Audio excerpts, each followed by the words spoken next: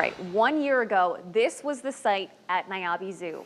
15 inches of wet, heavy snow fell in a winter storm that caved in several enclosures like the big cat one you're looking at right here.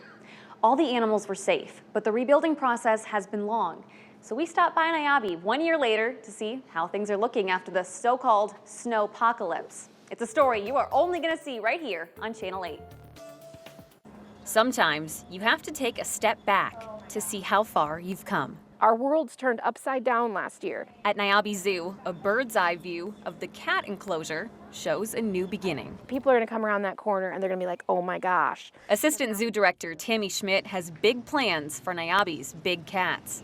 Today, caution tape and construction cones mark where new steel and mesh will eventually form 4 new habitats. And then we're also then re-outfitting the habitats with new logs, boulders, grass seed, all of this. We'll get them zhuzhed up again for the cats to come out. It's been a long time coming for Niabi. This time last year, a winter storm dumped 9 tons of wet, heavy snow on the zoo. All the animals were safe, but this is what was left behind. We drill 6 times a year on things. This was not in the cards. The weight of the snow twisted steel and tore apart concrete walls. Altogether, 9 enclosures were damaged or destroyed, causing more than $2 million worth of damage. Insurance could only offer $200,000. There was no coming back from that.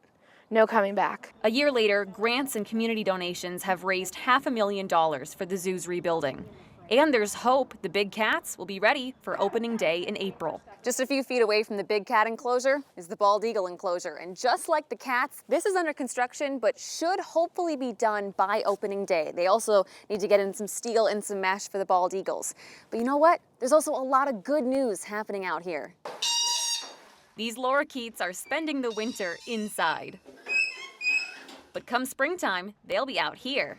So we had to refortify it. In their brand new home. All of the new silver that you see, all the support beams cross length and width, along with some of the mesh along the top area was replaced. Over here, construction is already complete. This guinea pig enclosure now serving dual purpose, ready to go for its furry inhabitants and their rambunctious new roommates. A few feet away, the lorikeets' old enclosure sustained massive damage. I don't even know how to describe it other than like a tin can that crumbles in on itself.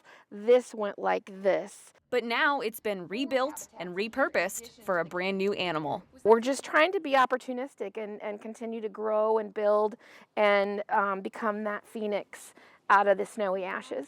In fact, the only damaged enclosure that hasn't been rebuilt yet is right here for the palace cats. Niabi hopes that project can happen in time for the 2026 season.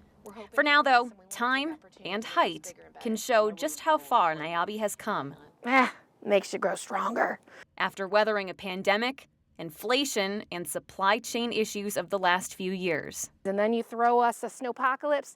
Bring it on, universe. Whatever else is next, we're going to take it on in stride and with as much humor as we can. That's an attitude that can't be weighed down by any amount of snow.